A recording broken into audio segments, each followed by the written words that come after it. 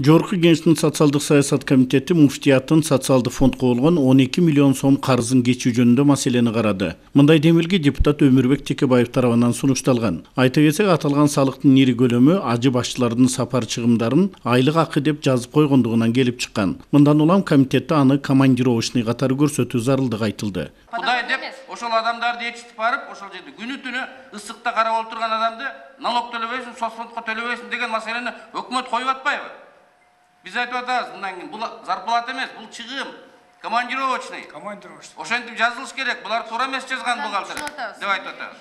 Бирок өкмөттүн өкүлү социалдык фонд сунушталган демилгеге каршы экендигин айтып, мындан ошол эле ажы башчыларынын пенсиясы кыскарат деди. Орчундуу маселени талкуулоого муфтий же анын орун басарларынын бири да келбегендиги нааразычылык жаратты. Эч бул ажы маселеси тейлеген адам келиш керек эле бияк. Азирети муфтий Максат Ажы Токтомушев Ошто азыр дини экстремизм Сириядагы эмелер боюнча. Мындай серьез мамиле жасап жүргүлө, анткени бул жерде айтылган сөздөр бул силерге душмандар айткан жок. Бүт баарлы ажылар айтып аткан биякта, ажыга барам дегендер биякта. Депутат Өмүрбек Текебаев диний ишмерлерди колдоо иретинде атайын мыйзам аркылуу муну жокко чыгарууга болот деп билдирди. Бирок комитет төрайымы Дамира Ниязалиева маселени бир уч депутат чече албасын айтып, жалпы жыйынга алып чыгууну сунуштады. Социалдык камсыздандыруу налогун баары төлөш керек деп жазылган. Ошон үчүн өкмөт мыйзамдуулукту сактап туруп, ошого такап бүгүн бул мыйзамды алсак 13 миллион сом түшпөй калат бюджетке.